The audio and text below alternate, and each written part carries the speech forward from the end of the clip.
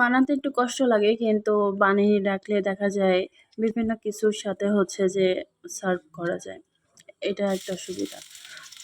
আসসালামু আলাইকুম, সবাই কেমন আছেন? আশা করি যে যেখানে আছেন অনেক ভালো এবং সুস্থ আছেন। আলহামদুলিল্লাহ আমরা সবাই ভালো আছি। চলে আসলাম আজকে আমার ডেইলি ব্লগ নিয়ে। আজকে শুরুতেই আমি রান্না তুলে দিয়েছি। এই সাইডে হচ্ছে একটু বাগার দেবো, এই জন্য সব প্রস্তুতি করে নিচ্ছি। পেঁয়াজ, তেজপাতা, তারপরে হচ্ছে এখানে ডাল সম্বরা কিংবা পাঁচফোড়ন যে যেটা বলুন, আমি একটু তেলে ভেজে নিয়েছি। তারপরে হচ্ছে এখানে পেঁপে আর ডাল সেদ্ধ করে রেখেছিলাম, তার মধ্যে দিয়ে সুন্দর করে আরেকটু বলক ওঠা পর্যন্ত ওয়েট করব।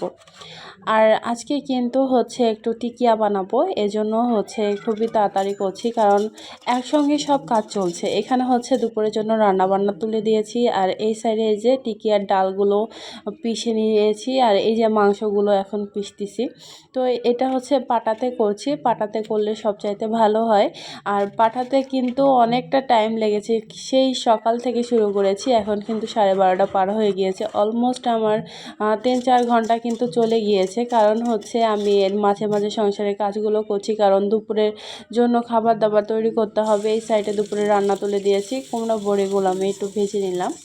আর এখানে হচ্ছে আবার তেল দিয়েছি, তেলের মধ্যে পেঁয়াজটা একটু হালকা কালার আসার পরে হলুদ, মরিচের গুঁড়া, তারপর আদা রসুন বাটা এগুলো দিয়ে লবণ দিয়ে মশলাটা কষিয়ে নিয়েছি। মাছ রান্না করবো এর জন্য। আজকের তরকারিতে অন্যদিনের তুলনায় একটু ঝাল দিয়েছি, এই জন্য কিন্তু কালারটা খুব সুন্দর এসেছে, কারণ আজকে এখানে শুধু রাফসানের আব্বুর জন্য রান্না করব। আমি হচ্ছে আমার তরকারিটা একটু আলাদা রান্না করছি, তেল ছাড়া রান্না করছি। আর এই জন্য হচ্ছে রাফসানের আব্বুর তরকারিটা কিন্তু একটু সুন্দর করে তার মনের মতন করে রান্না করার চেষ্টা করছি। সে একটু মশলা জাতীয় খাবার বেশি পছন্দ করে, আর ইদানিং হচ্ছে আমি একটু মশলা কমিয়ে খাওয়া পছন্দ করছি, কারণ হচ্ছে যে হেলথের জন্য। আর এই সাইডে এই যে আমি কুমড়া বড়িগুলো ভেজে তুলে রেখেছিলাম, সেগুলো সবজির মধ্যে দিয়ে দিয়েছি। আমি কিন্তু মাছটা এক্সট্রা করে তুলে নিইনি, কারণ আজকে আমার অনেক কাজ। আমি কাজ করে আমি কুলিয়ে উঠতে পারছি না, আমার 4 সাইডে কাজ, আর এর মধ্যে তো রাফসান আছে, শুধু একটু পরপরই আম্মু এই চেলেন দাও ওই চেলেন দাও, এই জন্য হচ্ছে আরও বেশি সমস্যা হয়ে যাচ্ছে। আমি ঝোলের জন্য একটু পানি দিয়ে দিলাম, অল্প করে কষিয়ে নিয়েছি, তারপরে এই তো ঝোলের জন্য পানি দিয়েছি।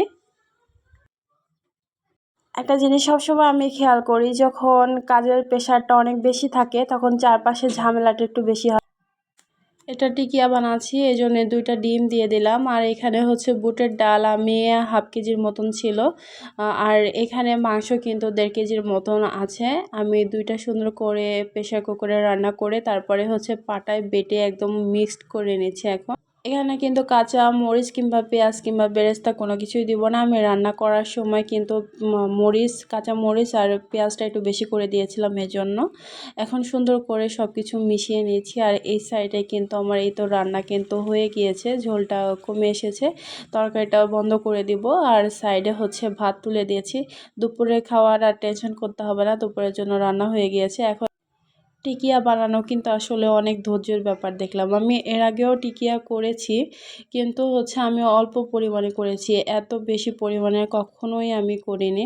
এই জন্য হচ্ছে আজকে আমি একদম হাড়ে হাড়ে বুঝতে পারছি। আর এছাড়াও আজকে হচ্ছে বাসায় বাজার আসছে, আর এখানে আমি কিন্তু আমার ইচ্ছা মতন সাইজ করছি। আমি যে যেভাবে ইচ্ছা করে নিতে পারেন, কেউ ছোট ছোট কিংবা একটু বড় সাইজে করে নিতে পারেন। আমি এখানে একটু বড় সাইজের করছি, অনেকে মাঝারি সাইজেরই বেশি করে, কিন্তু আমি একটু বড় বড় করে নিচ্ছি যাতে হচ্ছে তাড়াতাড়ি কাজটা শেষ করে ফেলতে পারি। তো এইভাবে আমি ট্রেতে করে নিয়েছি। আমার এখানে হচ্ছে যে 42 না 43টা হয়েছে। তো আমার এগুলো কিন্তু বেশ অনেক দিন চলে যাবে। আমি এখানে হচ্ছে বাটার পেপার দিয়ে দিচ্ছি যাতে একটার সঙ্গে আরেকটা হচ্ছে জড়া না লেগে যায়। এই বাটার পেপার, তারপরে হচ্ছে ফয়েল, র্যাপিং পেপার, এগুলো কিন্তু রান্নাঘরে খুবই কাজে আসে আমার কাছে মনে হয়। তাই এগুলো কিন্তু সবসময় রাখা উচিত, যে কোনো কাজে কিন্তু প্রয়োজন চলে আসে।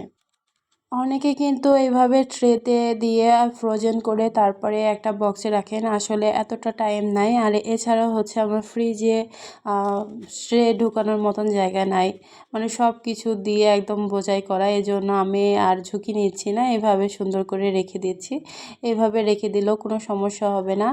একবার একটু কষ্ট করে বানিয়ে নিলে দেখা যায় বেশ অনেক দিন কিন্তু চলে যায়। খিচুড়ি কিংবা বিরিয়ানি এছাড়া চায়ের সঙ্গেও কিন্তু অনেকটা ভালো লাগে, বিকালে হালকা নাস্তার জন্য কিন্তু খুবই সুন্দর লাগে এগুলো খেতে, আর শীতের মধ্যে আরও বেশি ভালো লাগে।